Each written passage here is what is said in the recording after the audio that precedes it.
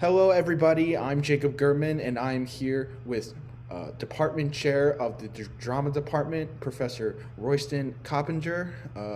Royston, thank you so much for being here today. Really My appreciate pleasure. it. So we're just going to get right into it.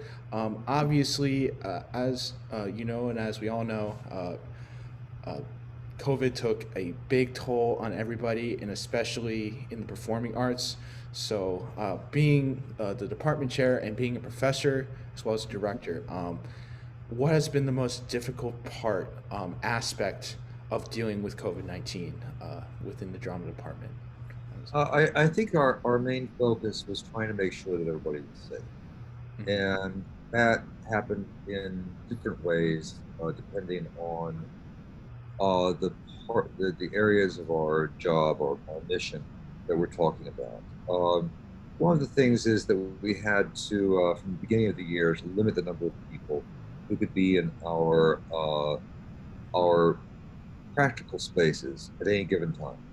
And so we needed to reconfigure our costume shop, for example, to limit the number of people who could be there simultaneously. We bought plexiglass shields for the costume shop. We got HEPA filtration for all of our dance studios. We limited the number of people who were in the dance studios. Um, it was important to us that we maintain some classes as face-to-face classes because for certain performance classes, it's really difficult to work online. And so both in the fall and the spring, I was able to work with the athletics department and facilities management to get permission to host some of our classes in the arena. And so some of our acting and movement and voice classes were in the lobby and mezzanine areas of the arena, which allowed all of the students and the teachers to be present simultaneously.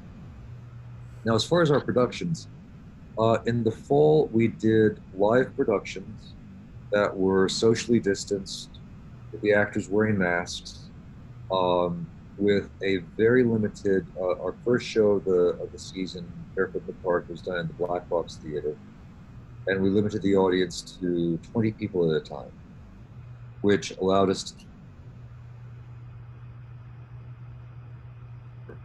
Um, we made a film of Hamlet, which was Was that shot. just say, Was that just say that last part one more time?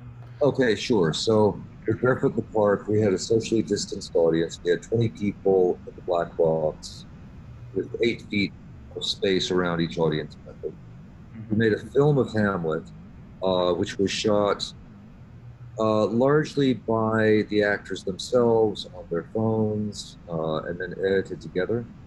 Um, and then we did a live performance of Midsummer Night's Dream that was outdoors once again with a socially distanced audience. When things didn't get much better as far as the pandemic goes over the winter, Right. we made the decision to do all of the spring shows online. As you well know, since you were involved in one of them yourself. And so that was a whole new set of challenges and a whole new learning curve for us. Tom McCoy, who's the technical director of the department, brought the OBS software to our attention. And so over the course of the semester, we learned how to use OBS in the presentation of these shows.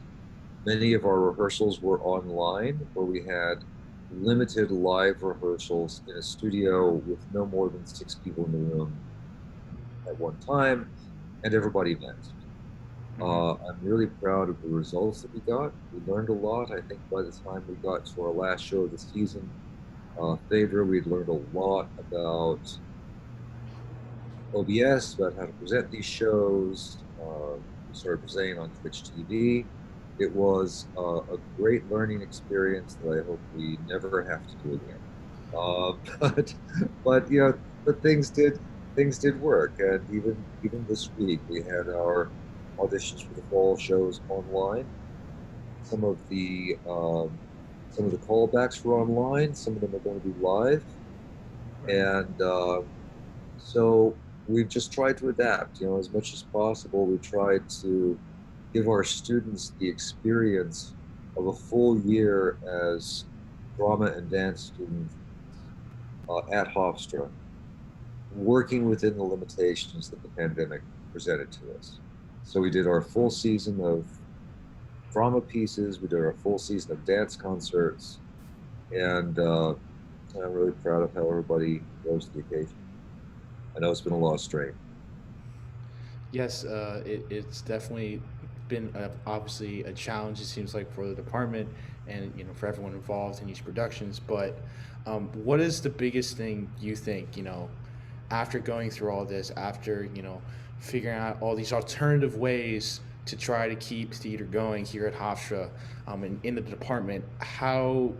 What is the biggest lesson you've taken away in all of this? And Uh, biggest. okay, that's a great question. I think the biggest lesson is that it's always possible to do something, that it's not too late to learn new ways of going about things. And I think too that we're always going to have an online presence now. I don't think that we're not going to, we're certainly very hopeful that we can go back to live theater in the fall. But for example, our showcase for graduating BFA acting students had to be a virtual showcase this year, Hmm. rather than what we've been doing forever, which is renting a theater in Manhattan and inviting people to come to the theater to see the showcase. We're always from now on going to have a virtual showcase experience that people can access in their own time, whether or not we go back to a live showcase as well.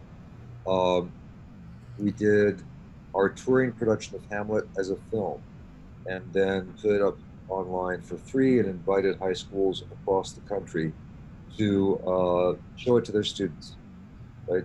Um, we will always do that with our high school tours, even if we are able to go back in the fall to physically taking the production to high schools as we did in the past, right? So I think that in a funny way, it's been really good for us to discover how much we can do online and how we can reach really a larger audience um, in that way, and to help our students learn the value and the strength of self-producing, which is a lot of what we had to learn how to do this year, right?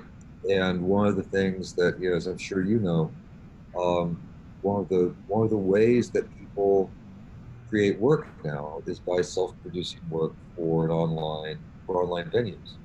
And Yes. so I think my students have had a crash course in that, and that's something that we're going to continue to have as part of our education.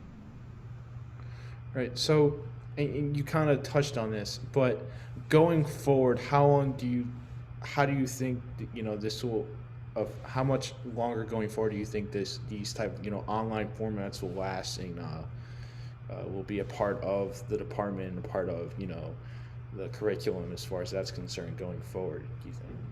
Well, like I say, I think that there are certain things that we'll probably always do online. One of the things I really like is that we now have a Vimeo channel. Um, we have This Mortal Coil, which is our 1 hour film of Hamlet, a full production of Midsummer Night's Dream, and our production of Phaedra up on our Vimeo channel, so that students who are graduating can direct people to those to look at their work. People who are interested in the department can see that work there. And I don't want to let that go. I don't want those to be the only things we put up. And so we will probably always put our Shakespeare's on that channel. Um, any dance pieces that don't involve copyrighted material, we'll put up on that channel, right? We'll continue trying to have an online presence. It's good for our current students and guest artists to have their work showcased in that way. Um, and I'm also going to, and we're also going to continue having an online version of our senior showcase, in addition to whatever we may do live, because and we're going to be focusing more on teaching students how to do their own reels, Hmm. right? How to do voice reels, video reels, things of that nature. Because I really think that's where the profession is going. As far as the theater in general, one of the things I'm seeing is that uh, I think Vimeo and OBS, like the online platforms, are really well suited to things like staged readings. And I can foresee a world where even after the pandemic is effectively over, Right. it's going to be make a lot more sense for theaters if they want to present a staged reading of a play, right? Or if a producer or a playwright wants to do a staged reading of their work, it's going to make a Mhm. lot more sense to do that online Right. rather than have a bunch of people sitting on stools in a theater, Right. right? To do something that essentially works just about as well online Hmm. Right. and can have a wider viewership. Exactly. Exactly. Mhm. So, you know, obviously, you were saying the things that you've taken away, and it seems that the department's taken away from all of this. What do you think? Because a lot of theaters have just shut down. So, what do you think other theaters and other, universities could take away from what you know you and the department have been able to accomplish here? I think that I we had a lot of conversations in my department when the shutdown started in March of last year about how we were going to move forward. And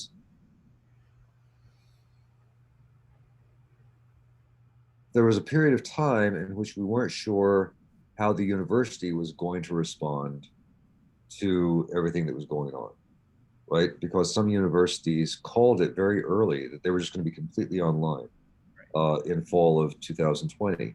Um, Hofstra wanted to preserve the in-person experience as much as was possible. And I got to hand it to the university's leadership that I think they pulled that off in an amazing way. It was a lot of work. My summer was going from one meeting to another, figuring out square footage, figuring out room capacities, figuring out cleaning schedules for our studios, figuring out what kind of filtration we needed, what kind of personal protection equipment we needed. You know, uh, we were on call a lot, planning this, but ultimately, I think what we showed is that with uh, enough goodwill and the right kind of hard work, you can make this stuff work, Yeah. right? You don't have to let it defeat you. And we got through the year, we kept people safe, and we gave our students an experience that many students at other universities did not get, right? And so,